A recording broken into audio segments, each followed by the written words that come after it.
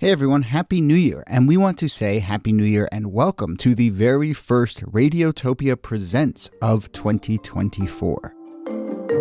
It's a series that we are truly excited about. It's called Shocking, Heartbreaking, Transformative. Now, this is from documentarian Jess Shane, who put out an open call on Craigslist and then worked with 4 strangers to explore the standard rules that documentarians and journalists use to tell their subject stories. So the series gets into all sorts of questions about what happens when people's real lives are collected, edited, and consumed. The show pulls back the curtain on what goes on behind the scenes of your favorite nonfiction shows. And then it turns in on itself and some really interesting twists and turns along the way in the making of the show. I've gotten to know Jess a little bit over the making of this show. Every time I chat with her, there's a new wrinkle to this story. It is really incredible. So go check out the new Radiotopia Presents series, Shocking, Heartbreaking, Transformative. It is out now on your favorite podcast platform.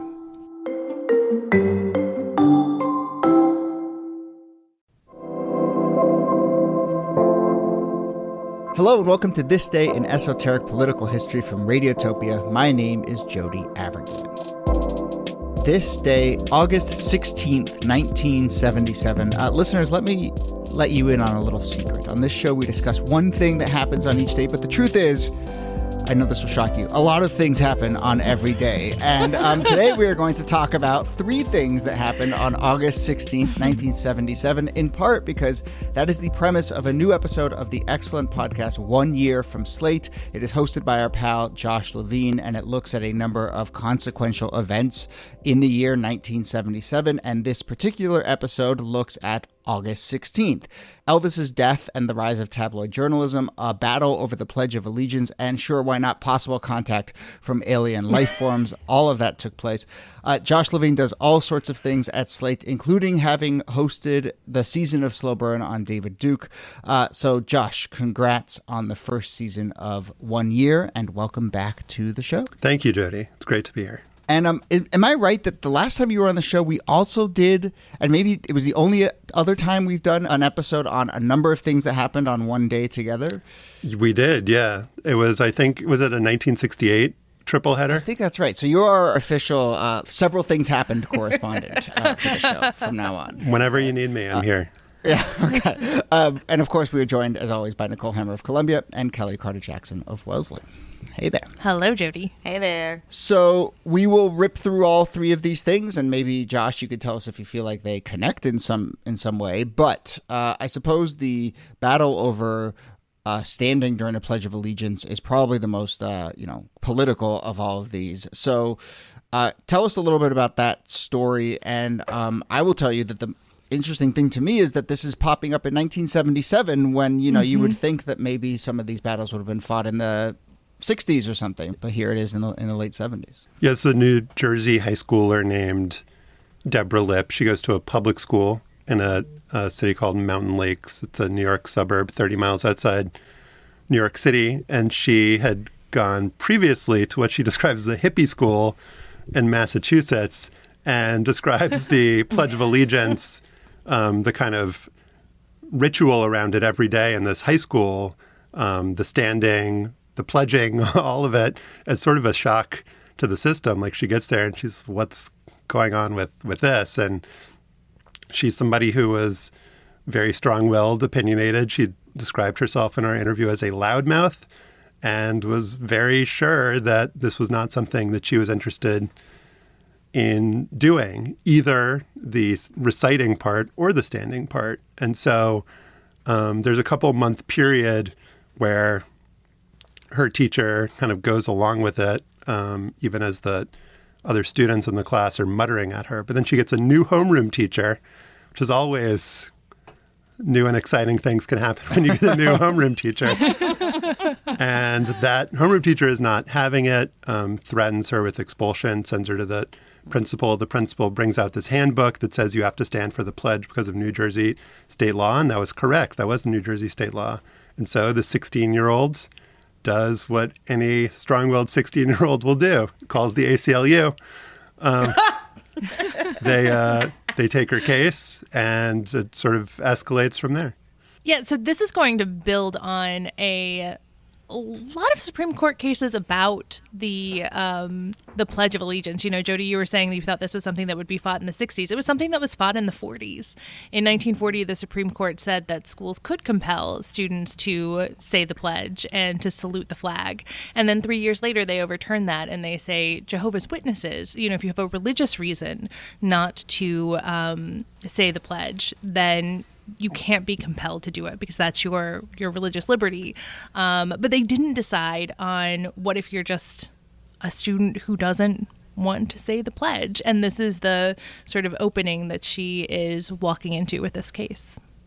And there's all this gray area kind of throughout American history, right, about what is speech. And Deborah Lipp says that she's absolutely certain that sitting is a form of protected speech under the First Amendment, and the ACLU obviously agrees with her. But that's something still to this day, that kind of narrow question. I mean, I guess in some ways it's expansive, in some ways it's narrow. The Supreme Court has actually never ruled on that question. All of this is so fascinating to me, too, because when I think about, you know, the case of like Colin Kaepernick, a lot of these protests seem to always be in some sort of ways tethered to some sort of racial dynamic or a larger platform, political platform, pushing back on like, you know, larger ideas that people want to either expose or pay attention to. But this doesn't really seem to have those political undertones or racial undertones in that way. Yeah, so for her, there was a specific pushback to the phrase under God, which was added to the pledge by Congress in the 1950s. It hadn't been part of the pledge originally. And she saw this as a political act for sure. But you're right. This is not, it doesn't fall into the tradition that you were just describing. But the thing that is so interesting to me is looking at sort of cases around this that are happening today. And you definitely do see those dynamics that you're talking about, Kelly. Like if you look on YouTube, there's just local news story after local news story about this exact same issue. And a lot of time it's students of color who are not saying the pledge, and it's schools and teachers trying to compel them to do so, trying to compel them specifically to stand in a lot of cases. Even without that element, though, she gets a tremendous amount of abuse for pushing forward on this. You know, she tells this story in your podcast about how people would call her all the time to call her a communist, to call in bomb threats.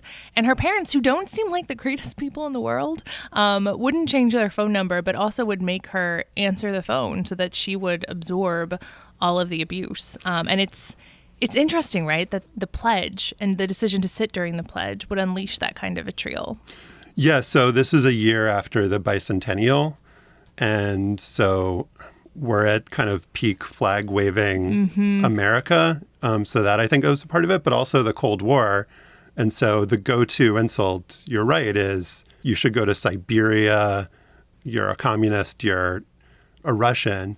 And so it is inflected with this particular like brand of insult and attack that is very specific to, you know, the mid 1970s. But she's also a child, you know, and I think that has to be discussed. I think we give a lot of leeway to children. I mean, you sort of expect that backlash a little bit with adults who are making what we believe are like informed political decisions. But usually with children, you think that there would be much more tolerance, but there's just not in her case. Especially you think not just her being a child, but also her being a young woman would play into that as well. And it doesn't seem to do that. Yeah, I mean, I think there's a tension there, right, between wanting to give children more leeway and also thinking, I mean, indoctrination is kind of a heavy word, but isn't that kind of what the Pledge of Allegiance is? And so if you're not going to go along with that, like school is a place where you're taught both subjects like math and history and science and whatever, but also you're taught how to act, how to behave, how to be a member of this society, and how to be a citizen. Yeah, and so this was a case where she was kind of being insolent, I guess, and there were definitely people in that school, in the state, in the country who wanted to put her in her place. The thing that just like always pops in my head when I think about the flag and this period in America, I don't know if you guys are familiar with or remember this incident that happened in Wrigley Field where a protester goes on the field and lights an American flag on fire. And this Rick Monday, I think he was playing for the Dodgers, like tackles the guy and saves the American flag from actually being set on fire and becomes this American hero for quote unquote, rescuing the flag. So like this is the moment where Deborah Lipp is being like, you know what? I'm not really into your flag and pledging allegiance to it.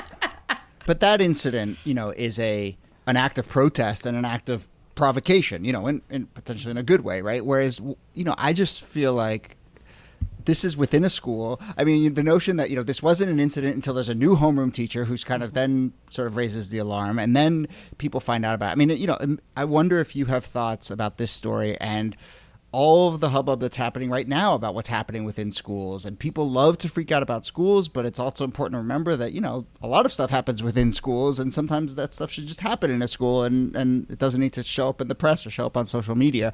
So I'm kind of wondering, Josh, if you feel like there's an element here that teaches us something just about kind of like when attention gets paid and how something turns into a scandal, particularly within a school. Yeah, and I think some important context here is that while Deborah Lipp was, whether you think that she was right or wrong, it's clearly a courageous act to do what she did.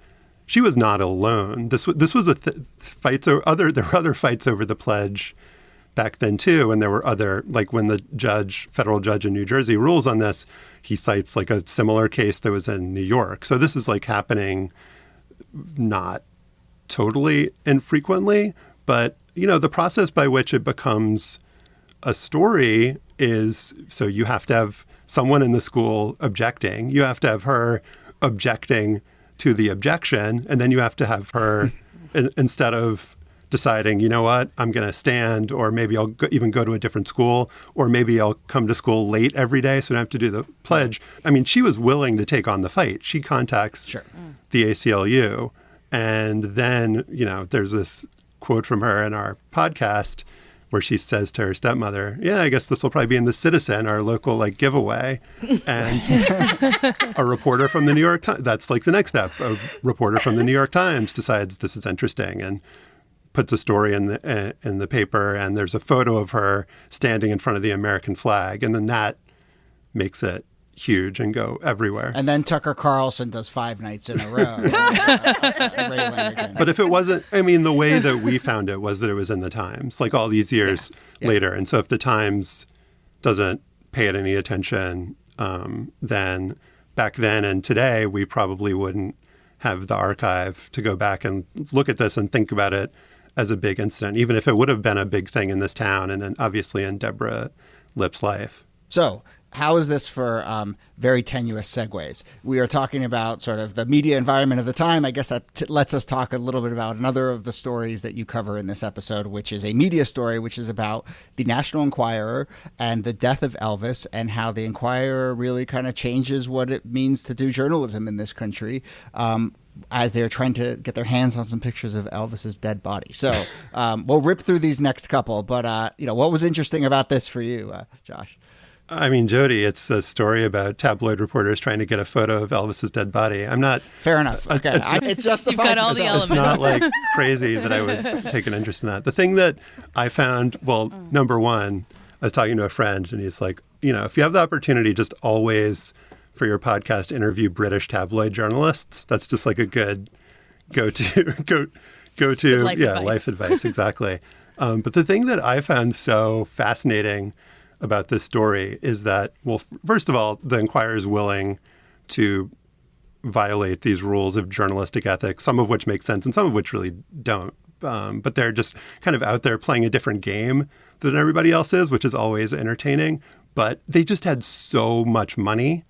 And for then, but also compared to today, when like all of us who are like, in some way connected to the world of journalism, it's just like they're chartering private jets. They're just like splashing around tens of thousands of dollars in 1977 dollars. And they're making this money off of 35 cent a pop newsstand sales. And this Elvis issue is their highest circulation issue ever, 6.7 million. But what is it? They fly 6 reporters on a private jet the day after Elvis dies with like a briefcase full of $50,000 and basically say, go pay people off and get your hands on whatever you can get your hands on. Yeah. And the other thing that's super interesting is that, some people would be like, oh, they're just like bribing people because that's what tabloids do. It was an extremely practical reason for it, which is that they were a weekly. And this is a story that's like every outlet, whether broadcast or print, is competing for the Elvis story. And so the Enquirer's like stock and trade is like, we're going to have stuff that nobody else has. The only way they can do that is if they pay people and sign them to exclusive contracts so they don't talk to anyone else. And then they would fly the people to the National Enquirer headquarters in Florida to like sequester them so they wouldn't talk to anyone. I mean, they had a system, and in this case, it worked. Yeah. Quite an operation. Yeah, it's just mind-boggling to me that that even in death, there's no sort of respect paid toward Elvis or his family, or the fact that people are, grieving. Like, there's no sensitivity around this. It's just like, get the quote, get the story, get the picture. And there's still, of course, that today, but it's just a little mind-boggling. You think there would be more sensitivity, and there's none. Yeah, I think Elvis was not seen as a real person ever. and in this case, I think that was true. And one thing that I didn't know that I learned while doing this story was there's sort of like a class divide in terms of the response to Elvis's death. Like, many of the people that like made a pilgrimage to Memphis after he died, they're described in these news reports as like driving their broken down cars and like considered to be kind of lower class. And Elvis was was seen as a joke before he died. And so for a lot of people, when he dies, the image of like the Elvis who was, had gained a lot of weight and was seen as this sort of like kind of comical figure was replaced by the older image of Elvis, of the superstar icon Elvis. And so it's interesting in some ways how the old Elvis kind of reemerges, and in other ways he's still seen as like somebody who is a joke and not worthy of respect. You could even say the same thing for Michael Jackson. But... Yeah. One sort of interesting thing here is, first off, none of the National Enquirer folks that you talk to seem to have thought twice about, this tactic, right? Correct me if I'm wrong. No, definitely. It just seems like, definitely right, not. Right. One could argue that maybe they didn't even think once about it, but they certainly are not thinking twice about it. But that said, there's also this sense that they feel like that they are journalists and that they have a journalistic code and that they have a line. And so I think that was one of the things I was thinking about as listening to this podcast. It's not that, you have the quote unquote established, traditional journalistic outlets that have morals and ethics and lines, and then you have the sort of free-for-all of the National Enquirer. It's just that people are drawing their line at a different place. And I think you maybe sort of hinted at it just earlier in the episode that there is a spectrum along which you can create your journalistic code. Yeah, I mean, they're not paying people to lie. They're paying people to give them information that they will then verify. That's what they say, and I believe that they believe that. And they will also say, and this is undeniable, that they're just giving people what they want. It's not like the American people were disgusted by this image and refused to engage with the people that had brought it to them. They like very kind of hungrily ate up what the Enquirer served them. And so I think they thought of the, quote unquote establishment media as very kind of priggish and unconcerned with what readers actually cared about. And certainly this ties into a big conversation we're having now as we look back at different eras in tabloid journalism and celebrity journalism and reevaluating that. But anyway, let's move on to our third topic here. This this technically what happens just before midnight of August 16th. But what is your third story that you roll into this episode? Yeah, so far as we know, the alien story is not related to the Elvis story, but we're still working on. They seem connected.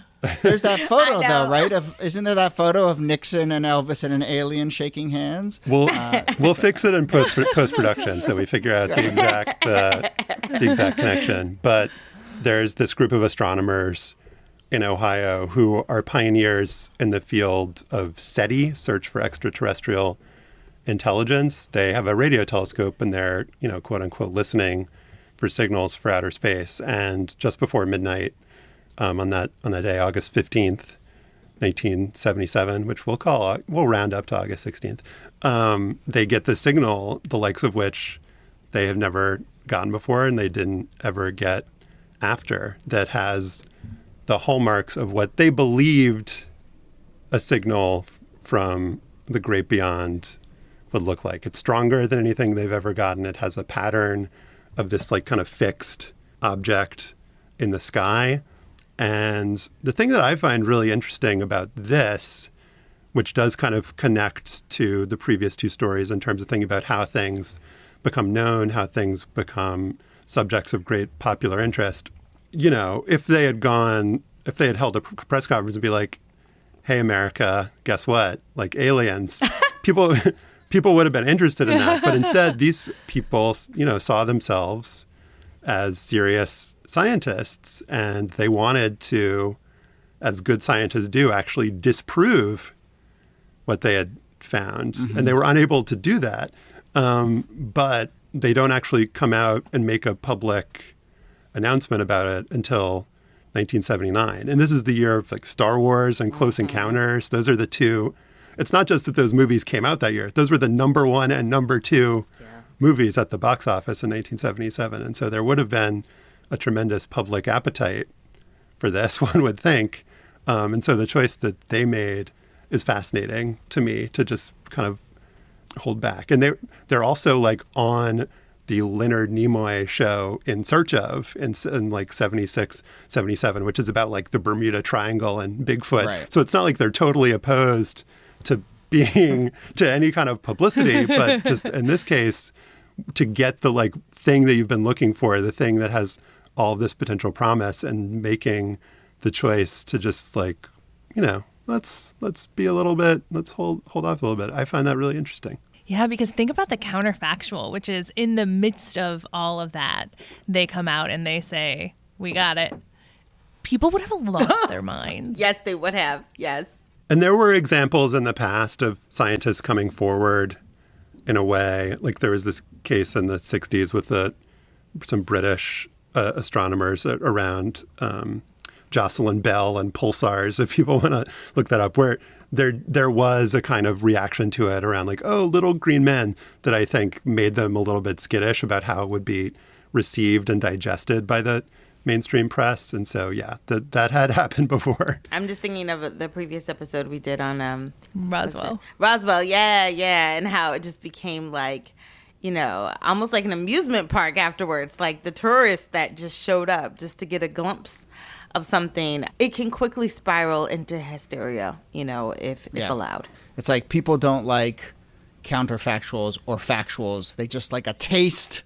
There's a taste of the factual, and then they want to run with it. That's the danger zone, right? So, Josh, as we start to wrap up here, tell us a little bit about 1977 as a year. I mean, we just rattled off a number of interesting things, but why did you find this year fascinating? And this also will set you up to talk about another episode that you've done that Kellie took part in, which is very cool. So why did you decide to start this series with the year 1977? Yeah, I think you guys will be able to connect with this, but the thing that I really love about 1977 is that it's a year when it seemed like stuff was maybe changing.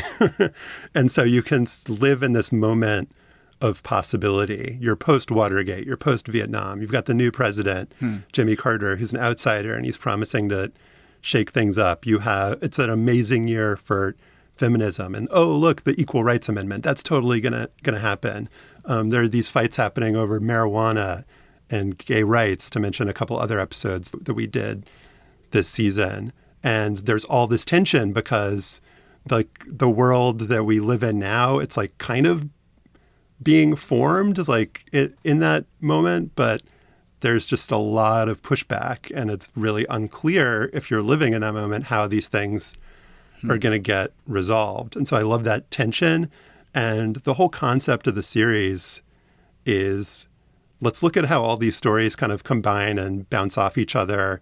And like you were talking about earlier, Jody, kind of in jest, but the way that history is consumed a lot of the time is like looking at events in isolation, and a million things are happening at once, and just seeing how people and ideas and themes kind of appear and add on to each other in interesting and unexpected ways is one of the delights in this series for me. But to get back to your prompt, the biggest thing in America, as Kellie can tell us, what was the biggest thing in America in 1977, Kellie? Alex Haley's Roots.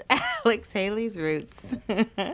Yeah, so that is January 77. The miniseries comes out, and it's the most watched thing ever. No caveats necessary. And it just turns America on its head in all of these interesting ways. And Kellie, as the expert, and we talked to her and about it. And so you can listen to that episode. Yeah, it's fun. It's a lot of fun. Not to spoil the episode, but Kellie, what is your kind of take on Roots? Roots is so special to me for a lot of reasons, but it's just so unprecedented. I mean, I can't think of any other show that has that sort of explosive ratings, but then also it's like the precursor to binge watching, I think, and the ways that they showed an episode every single day, the American public was just like blown away. And you have like Super Bowl size numbers for these episodes, and really it's the first time, if you think about it too, that America has tried to present an honest portrayal of what American slavery was, and people were really disturbed by what they saw, but also like empowered by Kunta Kinte and Kizzy. There's just so much there, and then of course there's the controversy that is Alex Haley. So there's just I was gonna say Kellie and I think share a fascination with Alex Haley for all the kind of good that he did and all of the problems that kind of come along with him as a figure. Just one of the more interesting people to dig into from this period, for sure. Yeah.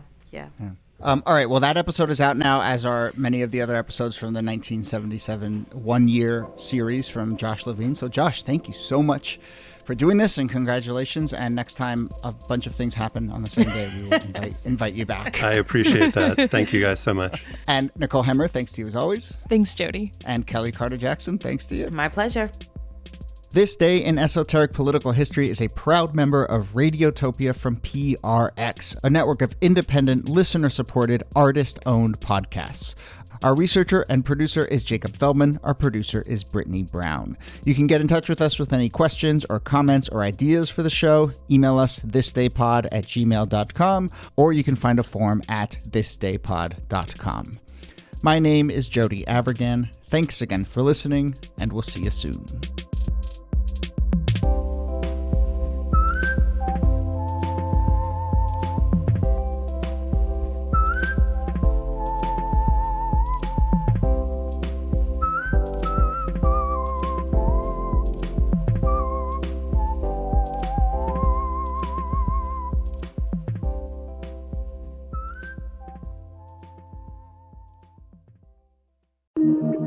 Radiotopia.